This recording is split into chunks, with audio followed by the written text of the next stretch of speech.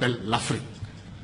Mais les contradictions, il y a un magma de contradictions. Ce qui se passe en République démocratique du Congo est un scandale permanent.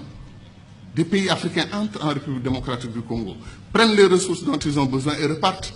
Quand les Belges ou les Français ou les Américains ou les Chinois le font, nous crions. Mais quand des Africains le font, on appelle à des négociations, à des, etc., etc. Il y a des injustices que des Africains commettent sur d'autres Africains. Qu'est-ce qui nous empêche de faire les ponts sur le fleuve Rosso entre le Sénégal et la Mauritanie? Qu'est-ce qui nous empêche de faire le pont sur le fleuve Gambie pour donner une continuité territoriale au Sénégal, régler le problème de la Casamance? C'est pour dire que les doctrines d'intégration que nous avons choisies, après 50 ans, comme on est c'est le jour de l'anniversaire, on dit notre bonheur pour ce qui a été fait, mais disons aussi notre préoccupation pour ce qui n'a pas été fait. Kourouma, depuis 1958, dit que le barrage de Dinga au Congo peut donner de l'électricité à toute l'Afrique, régler le problème de l'énergie. L'Afrique pourra même exporter de l'énergie. On n'a pas commencé 1 centimètre du barrage de Dinga. On nous dit que le barrage de Swapiti en Guinée peut donner de l'énergie à toute l'Afrique de l'Ouest. Où en est le projet?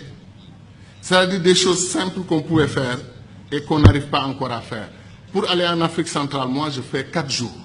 1 jour de voyage, 1 ou 2 jours pour régler les affaires que je veux faire là-bas. Après, c'est la bataille pour le retour. La dernière fois, je suis allé à Douala. Air Sénégal a annulé son vol. Je suis resté 6 heures à l'aéroport. Et après, on m'a dit que non, Air Sénégal n'a pas tout à fait annulé. Ils arrivent. On prend 2 avions et on dit qu'on a une compagnie aérienne. 2 avions, ou 2 avions et demi, parce qu'après, on a un petit dash qui tourne les hélices, etc. Qu'est-ce qui nous empêche de mutualiser? Air Afrique a été une très belle expérience panafricaine. Depuis qu'on l'a perdu, il n'y a rien. Comme disait l'autre, on fait de la compétition ruineuse entre nous. Un pays africain accepte, refuse de prendre votre offre pour exploiter son pétrole, votre offre de 10%, il refuse. Vous traversez la frontière, un autre pays africain vous ouvre les bras, venez prendre. Pourquoi nous faisons des choses comme ça?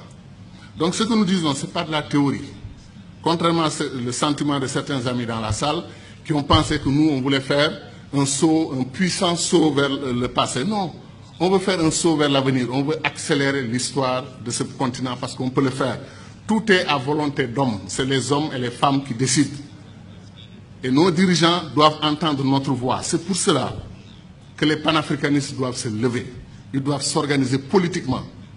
Il y a des Africains panafricanistes qui votent pour des dirigeants anti-panafricanistes, qui ne veulent pas l'unité de l'Afrique. Ça n'a pas de sens. Je pense que les panafricanistes doivent être debout et faire entendre leur voix. Et je termine en disant encore une fois que moi, je crois en l'Afrique, et je sais que ceux qui sont dans cette salle croient en l'Afrique. Ce qui me désole le plus, c'est que si on faisait un concours de ceux qui aiment l'Afrique, qui croient au potentiel de l'Afrique, il y a des chances que les Chinois, les Américains, les Brésiliens viennent avant nous autres Africains. Parce que ces gens connaissent.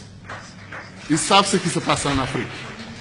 Ils savent que l'avenir du monde, Sarkozy, malgré la critique qu'il nous a faite ici, qui ne correspond pas du tout à l'histoire, qui est totalement fausse, que nous ne sommes pas assez entrés dans l'histoire. C'est nous qui avons créé l'histoire.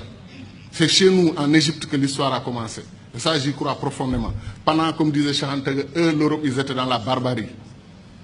Mais Sarkozy, qu'est-ce qu'il a dit? L'avenir du monde se joue en Afrique. Il est important de nouer des alliances avec les Africains dès maintenant. Bien qu'il ne l'ait pas fait côté immigration. Mais je veux dire que c'est ça. L'avenir du monde se joue chez nous. On semble être les derniers à en être conscients. L'or, le diamant, le pétrole, chaque jour que Dieu fait, un pays africain se découvre pays pétrolier. Il y a des pays comme le Mozambique vers la Tanzanie. On découvre qu'ils ont des réserves d'or et des réserves de pétrole et de gaz supérieures aux réserves du Koweït. Vous vous rendez compte? L'Afrique est un don de Dieu. Est-ce que les Africains en sont conscients? C'est ça la question. Merci.